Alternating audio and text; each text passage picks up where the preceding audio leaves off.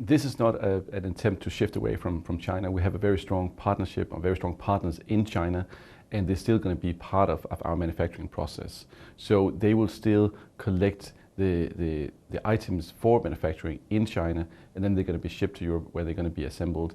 And especially like the latter and critical part of the assembly will take place in Europe for specific devices, for specific customers.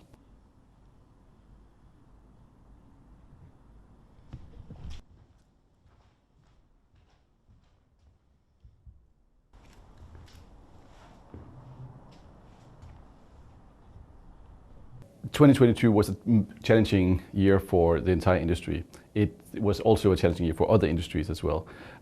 We definitely are very hopeful for 2023 to be a more positive year for the markets. We of course know that many people have postponed the purchase of a new phone, and we hope that that's going to be a Nokia phone, and it's going to happen in 2023.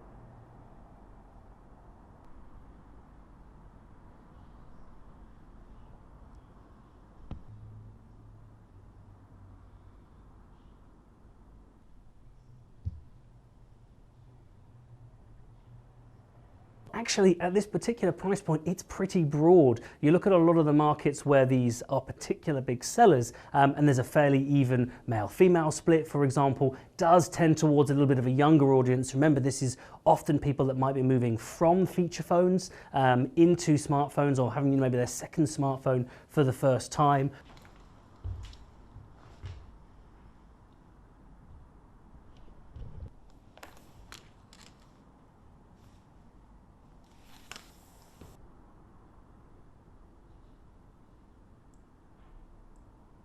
And it's important because people are saying they want to keep their phones longer than ever before. We're seeing data that shows people are keeping their phones 3, 4, 4.5 years these days. And in order to be able to do that, sometimes you need to replace parts that go wrong. For example, a cracked screen. Maybe you want an updated battery if the performance has slightly begun to fall off. That's why we're doing it, and we're making it as easy as possible for regular users.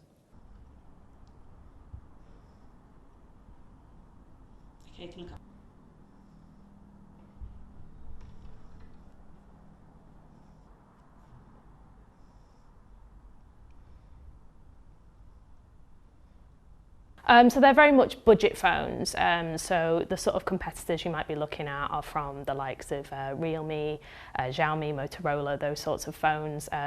People who are in the budget market, I think, are looking for the basics. So I think battery life is very important, and all these phones do have big batteries within them, which should yield a good longevity. Nokia claims around 3 days. Obviously that will probably depend on how much you're watching and things like that.